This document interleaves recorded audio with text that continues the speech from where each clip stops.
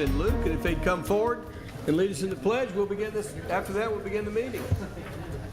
Gentlemen, come forward. No, not from there. You have to come all the way forward. I got it. I got it.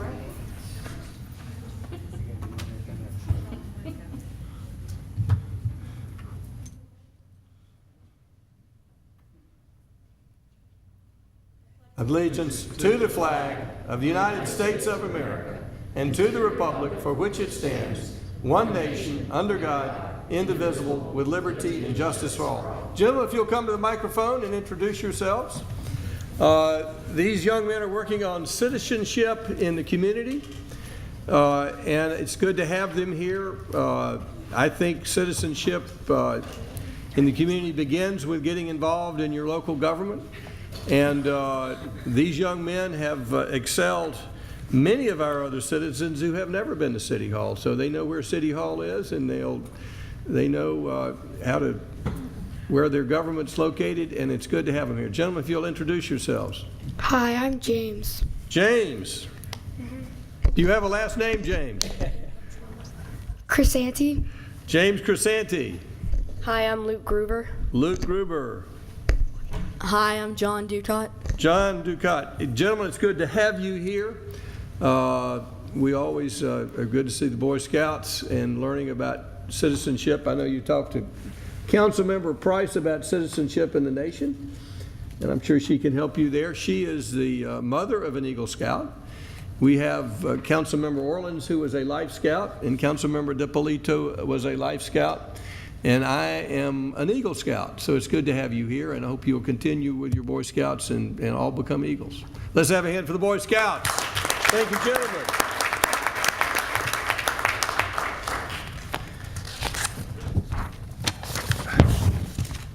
Let me see if I have any fun on the agenda. Nothing fun on the agenda. Do we have a motion to approve the consent agenda? It's all fun. Motion by Councilmember Orleans to approve the consent agenda. Is there a second? Second by Councilmember Diamond. Does anyone in the audience have any questions regarding the consent agenda? Yes. Councilmember Price. I would like to extract item number 1 and item number 4. Item number 1 is approval of the minute meetings. Item number 4 is a memorandum of understanding with Roswell and Georgia Emergency Management Agency. Those will be removed. All in favor of items 2, 3, 5, 6, 7, 8, 9, and 10, please raise their hands. Passes unanimously. Let's go ahead and get the regular agenda, and then we'll come back to the things removed from the consent agenda. So the first on the regular agenda is liaison to the Administration and Finance Department, Councilmember Kent Eigelhart. Thank you, Mr. Mayor. The first item is the approval of a resolution to approve the reallocation of the Recreation and Parks Department's remaining program year 2012 and program year 2013 CDBG allocations. And it falls under admin because it's CDBG funds that are administered through this side. I'll let Mr. Fisher give some more information. Thank you, Councilmember Eigelhart. This is a reallocations of funds that were allocated to previous program years that we have with CDBG. We had a total of $85,206 that was allocated in program year 12 for the Adult Recreation Center expansion. That project was completed, and it was under budget by quite a bit, so we still have these funds remaining. And then also in 2013, as we were planning for the construction and the expansion of the Adult Rec Center, there was an additional $6,000 that was applied towards that.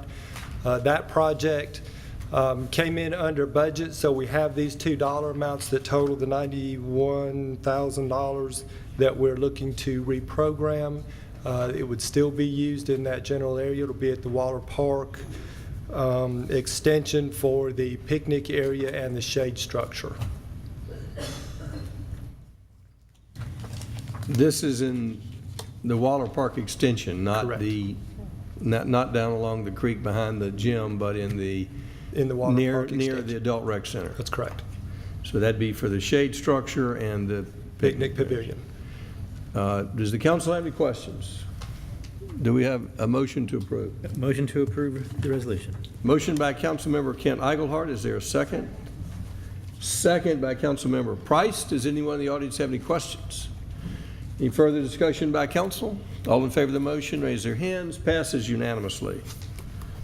Next item is approval to sign contracts for group employee benefits with Blue Cross Blue Shield of Georgia.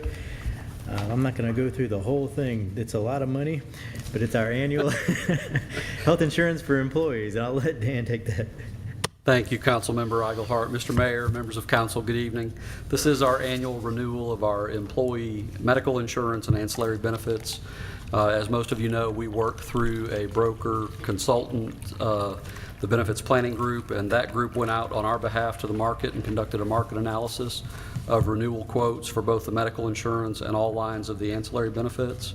We approached 7 carriers in the market for medical insurance quotes and a total of 18 carriers in the ancillary market. I'm happy to go into as much or as little detail as you'd like about each of those competing bids, but if, in the interest of your time, if you would so prefer, I'll go zero in on the recommendations that we have for you as a result of that market analysis. As Councilmember Eichelhardt mentioned, we are recommending a transition to a partially self-insured status with an administrative services arrangement with Blue Cross Blue Shield of Georgia. This does represent a departure from our current fully insured status with medical insurance, and I'll go into some of the ways that we believe that will affect us going forward.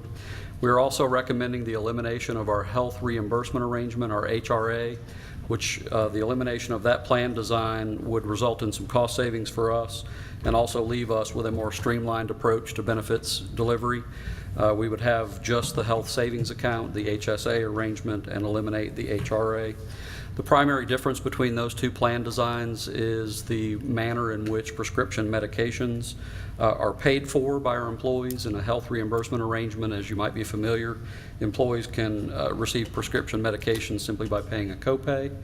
Under the health savings account arrangement, employees pay first dollar 100% of all costs until a deductible is met. So there is a difference in the way those two things are handled. We were a little bit concerned about that disruption, about how prescription medications might affect some of our employees with the elimination of the HRA plan. We now understand from our consultant that we can approach the delivery of those prescription medications even under the HSA arrangement by utilizing drug copays, pharmacy copays, thereby eliminating or greatly reducing that disruption that might result from the elimination of the HRA plan. Can't say this for all of our employees, but we do believe the move to the HSA would result in lower premiums. We do know that for sure. A higher city contribution to their savings account, the health savings account versus the health reimbursement arrangement. The ability to contribute their own monies to the health savings account and have those funds be portable. They can carry them with them as they come and go from our employee. And all that with little to no difference in the way the plan design affects them personally. So we believe all in all it's a win-win strategy to eliminate the health reimbursement arrangement and focus in on the health savings arrangement.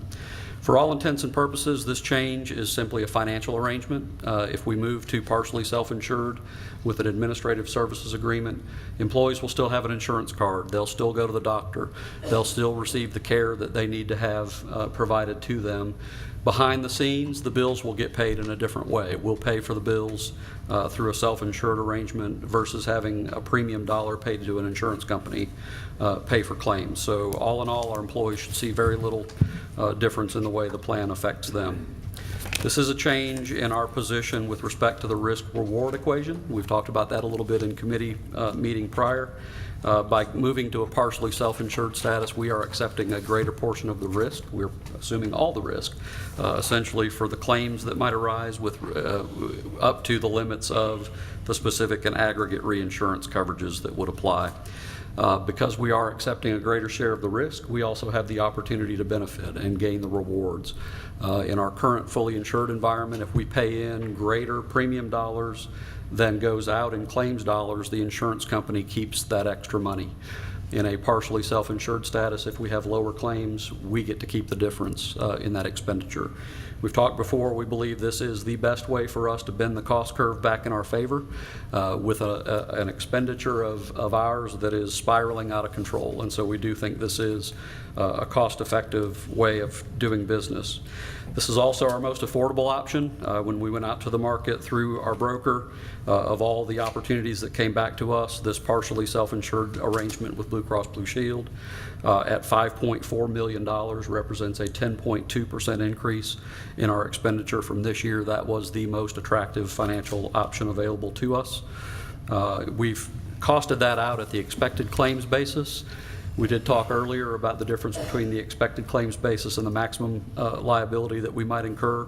We're hoping to manage our affairs in such a way that we don't get into those higher dollar expenditures. But at the expected claims basis, it is $5.4 million, or a 10.2% increase over our current expenditure. Finally, staff's recommendation regarding premiums for medical insurance. With all due respect, we do request that the city absorb the increase this year, with the understanding that we, staff, have a lot of work to do. As we've talked about before, the salary increase that you all graciously approved in this fiscal year will really be the first salary increase that employees have felt or benefited from substantially since 2008. You all granted a salary increase in 2012. Just a few short months after that, the Social Security tax recess was eliminated, and we had about a 2%, on average, a 2% salary increase, and the Social Security tax went back up 2%. So effectively, the salary increase in 2012 was a wash. Because this year's salary increase is the first that employees would feel since 2008, we are respectfully requesting that we not have an increase in the employee share of the insurance premiums this year. I said that we have work to do. We do. We have to engage in a very structured communications process with our employees. We have to get even greater participation and buy-in to our wellness program than we've had before. We've had great success up to now, but if we really are going to manage claims, we need everybody to be on board and be focused on our wellness program. We need to educate ourselves about how to be better consumers of health care. We have high deductible consumer-driven health insurance. We need to do a better job of educating our employees about how to shop for health care and how to spend our dollar appropriately on health care. Finally, we are anticipating a move toward an 80-20% premium sharing ratio to be fully implemented by fiscal year 2018. On some of our plan designs and some of our tiers of coverage, we're already there or very, very close. We do have some gains to be made with respect to what we're paying currently for dependent coverage. Some of our dependent coverages are much less than that 80-20% ratio, more like 90-10 or even greater than that. So finally, we have proposed an increase in the tobacco surcharge this year. We do believe that tobacco use is inconsistent with our wellness message and our position as a good steward of our health insurance dollar. So we proposed an increase from $35 per pay period to $50 per pay period on our tobacco surcharge. With that, I'll be happy to answer any questions you might have about the health insurance portion of the agenda item. Is it my understanding that this is all within our current year budget? We're not going to have to really change our budget. Yes, sir. It is all within budget. And as I understand it, we're accepting more risk, and in exchange for that, we're going to be lowering our premiums. Yes, sir. But as I understand it, there is a cap on that risk because we have a cumulative amount that if we go over, reinsurance will kick in. That is correct. We're guaranteed at the specific level, the per claim level, of $150,000. So any claim that exceeds $150,000, the specific reinsurance would kick in, and then we are protected on the aggregate at, I believe the total amount is roughly $5.6 million at the level that the aggregate kicks in. So it's fair to say we're accepting more risk but not unlimited risk. That is correct. Yes, sir. Does the council have any questions? Yes, sir. Councilmember DiPolito. Thank you. Mr. Roach, assuming we have some savings this year due to this process, can we then in turn take those savings and roll those into our policy for next year and drive our premiums down even further? Is that a possibility? Yes, sir. I think the plan with the funding policy that's also included as part of the agenda item is that money, at least in part, would go back to the reserve so that we're better prepared to address claims in future years. So the better we educate our employees and encourage them to be well and have a good track record, then it continues to grow year by year. Yes, sir. Yes, sir. Thank you. Other questions, council? Do we have a motion? Yes, sir. And I do think this is probably the best, well, I know it's the best because it's what Mr. Roach has recommended. The best way for us to move forward. It does change in some ways some fundamental things, but it's also, and it's a big change, but it also, I think, will be the best thing for our employees long-term and the city. So I will make a motion to sign contracts with Blue Cross Blue Shield for health benefits medical insurance in the amount of $5,408,208. The standard for ancillary benefits coverage, the amount of $639,167, and the approval of self-insured group health policy and procedures manual for the period October 1, 2014 to September 30th, 2015. Motion to approve by Councilmember Eichelhardt. Is there a second? Second by Councilmember Wynn. Does anyone in the audience have any questions or comments? Any further discussion by council? All in favor of the motion? Passes unanimously. Thank you. Next, we have Environmental Public Works Department Liaison, Councilmember Rich DePolito. Thank you. This is approval of a resolution to adopt a policy regarding stream cleanup responsibilities in the City of Roswell. This will be presented by none other than Mr. Stu Moran. Yes, sir. Thank you, Councilmember DePolito. This arose from an issue several months ago when there was debris collecting in a stream, and a citizen was concerned about that and creating problems, and we were asked to address that, to consider an appropriate form of response.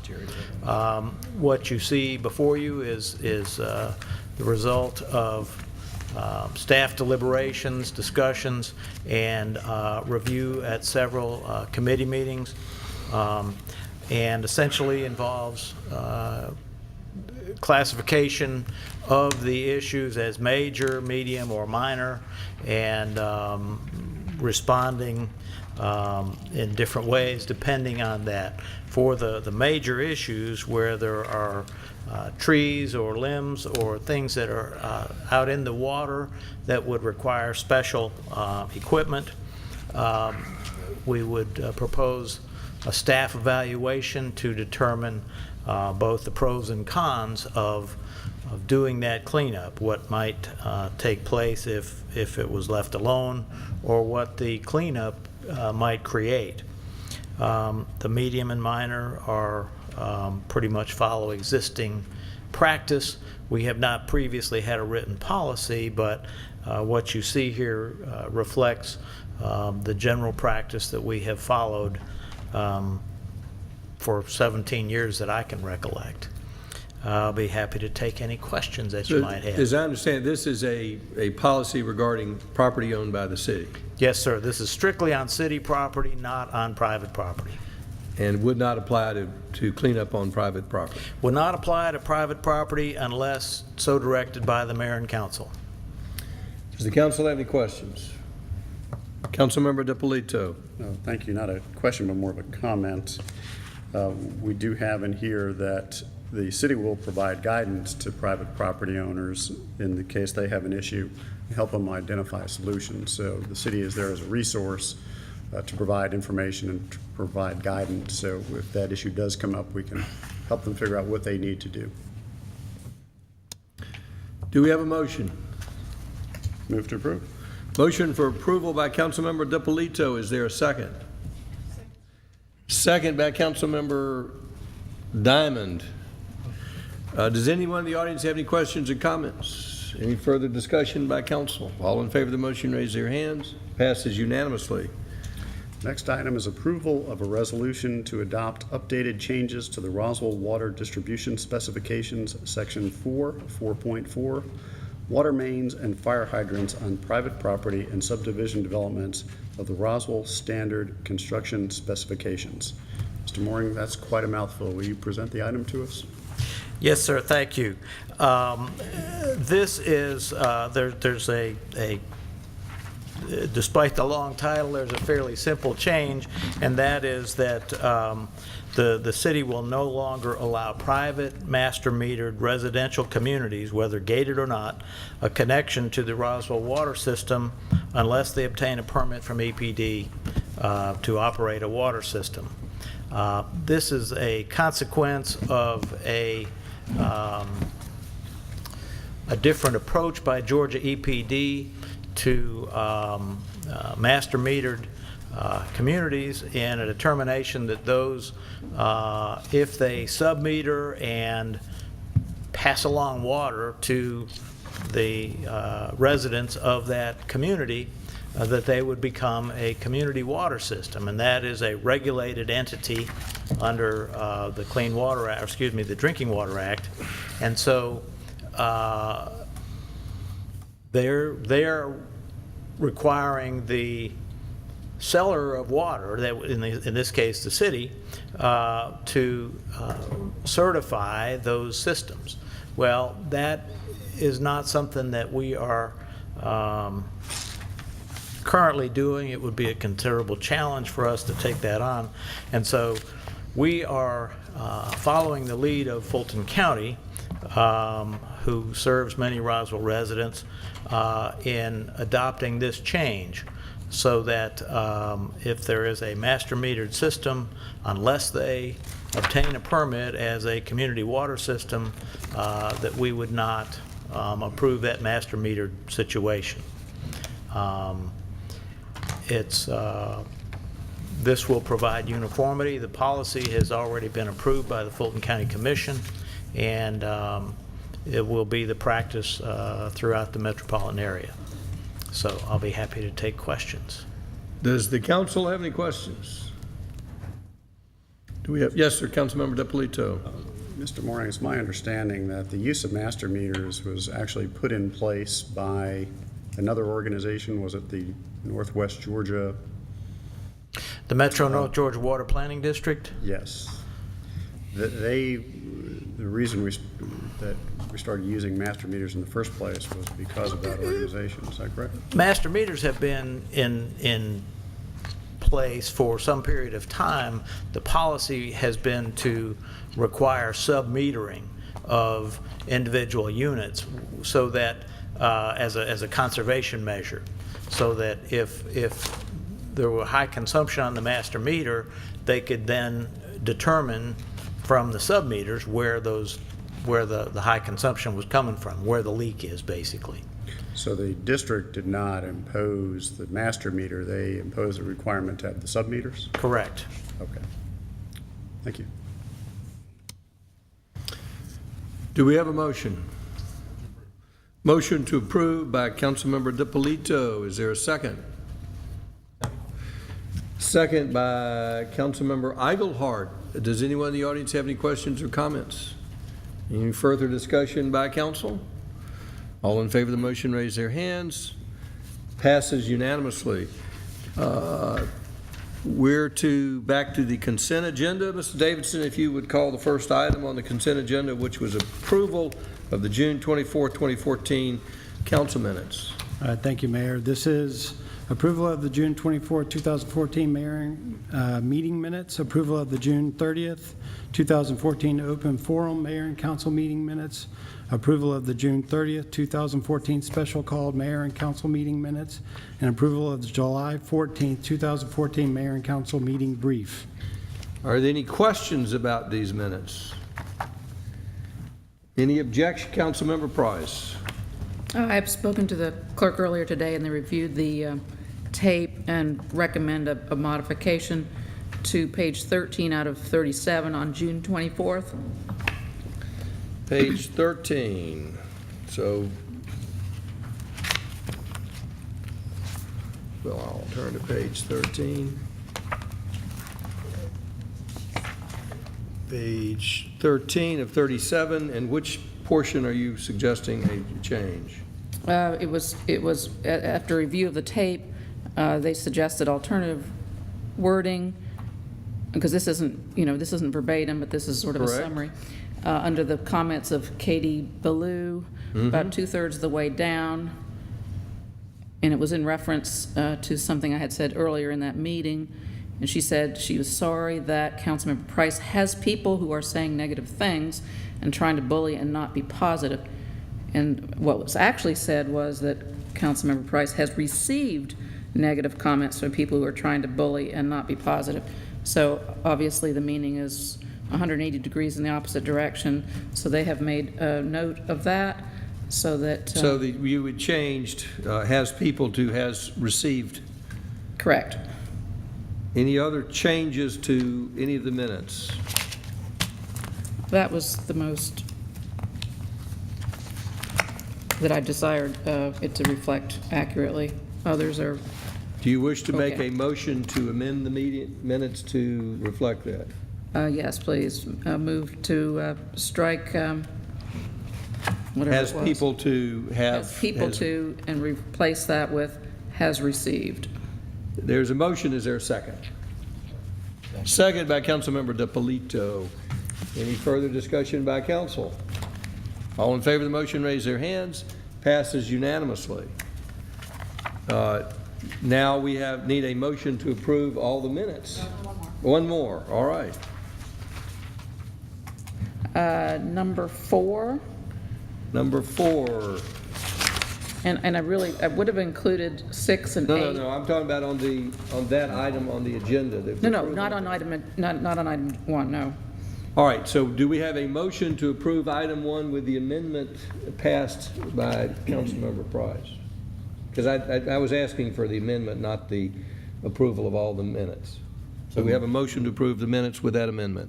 So moved. Motion by Councilmember DiPolito, second by Councilmember Orlins. Any questions or comments by council about the motion? It's to approve the minutes as presented with the change approved by Councilmember Price's motion. Any questions? Any further discussion? All in favor of the motion? Passes unanimously. All right, if the next item I'll call upon Councilmember Kent. I believe it's Police Department Councilmember Orlins.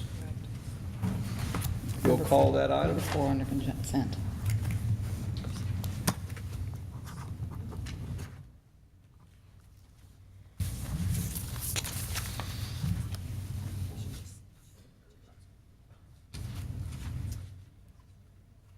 Oh, again, sorry, approval of the memorandum of understanding between Roswell Police Department, Georgia Emergency Management Agency, the Georgia Office of Homeland Security, and the Georgia Bureau of Investigation. Tell us what this is all about. Mayor, Council, this is a memorandum of agreement with the state of Georgia regarding the 1033 program, which is the excess property program that the federal government participates in. Military property that is no longer used by the military, it's excess federal property, has been released so that it can be used by law enforcement agencies around the country. Does the council have any questions? I think that's number 7. Were there, Between the Roswell Police Department, And the FEMA Homeland Security. that's number 4. Correct. Right, that's the memorandum of agreement between the Georgia Department of Public Safety Excess Property Program. let's make sure we get the right one. Kay, Yeah. which one are we on? Roll number 4. On number 4. Apparently my documents are wrong. Secret Service.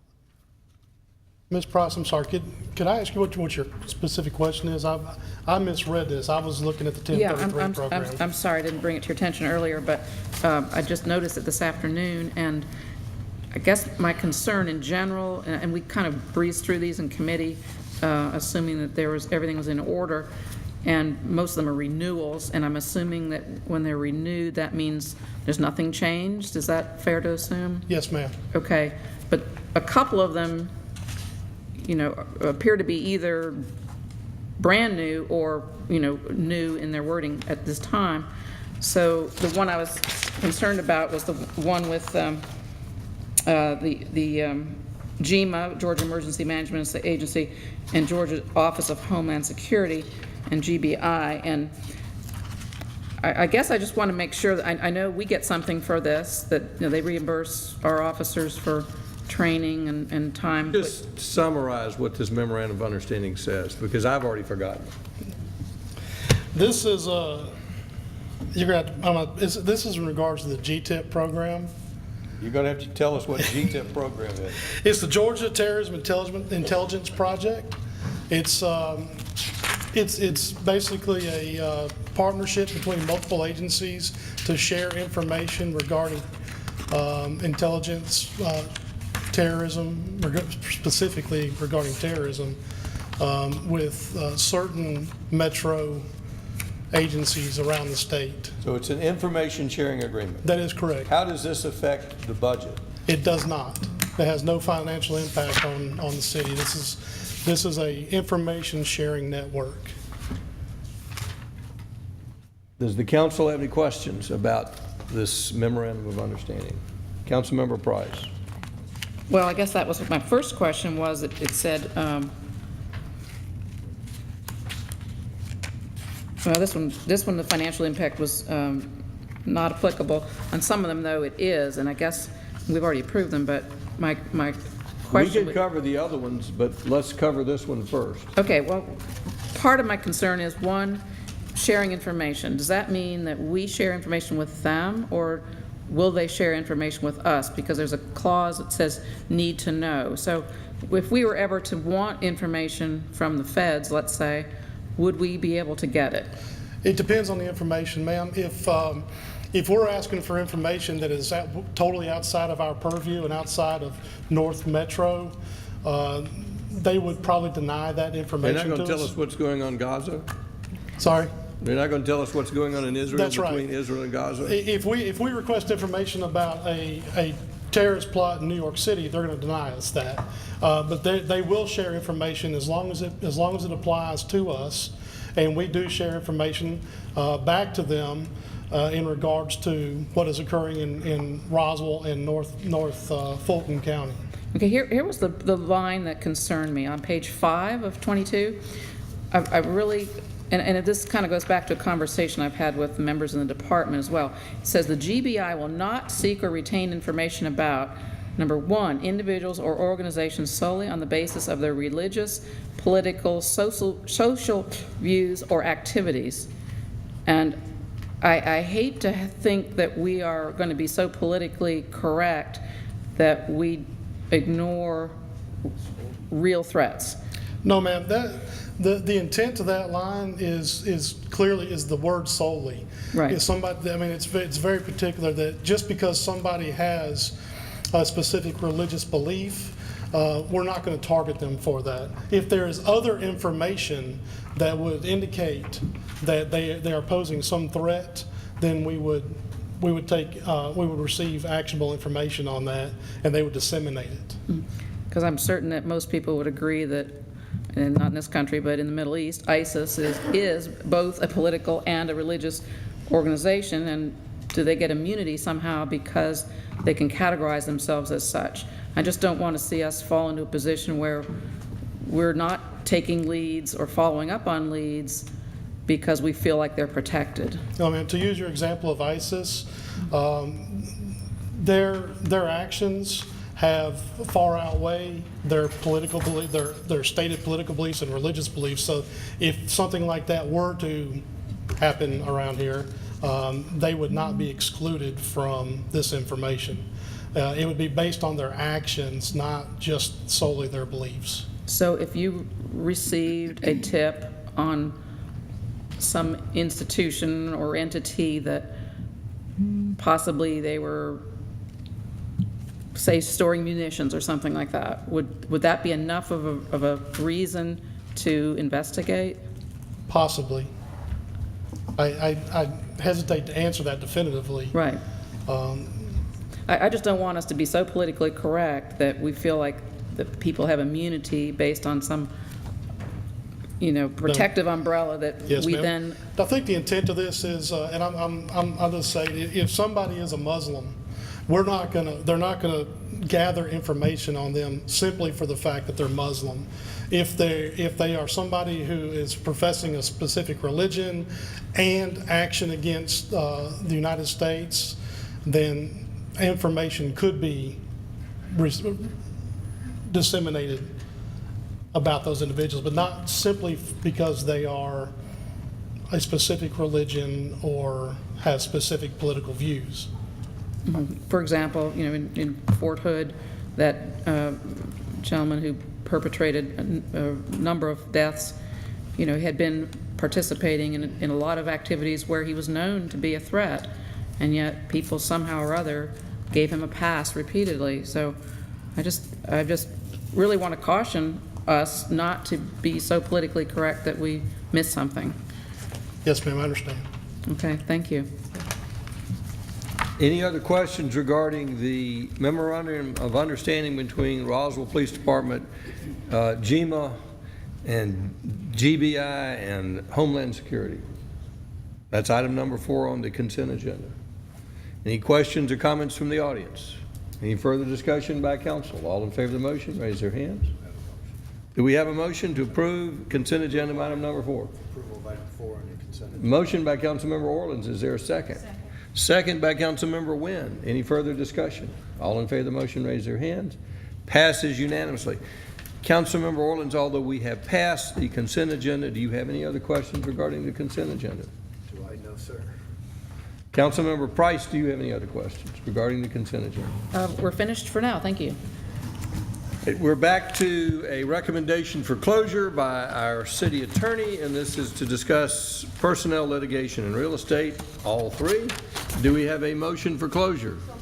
Motion by Councilmember Wynn. Is there a second? Second by Councilmember DePolito. All in favor, raise their hands. Passes. Councilmember Price, how are you voting? Councilmember, is that a yes on closure? Well, I did want to bring up that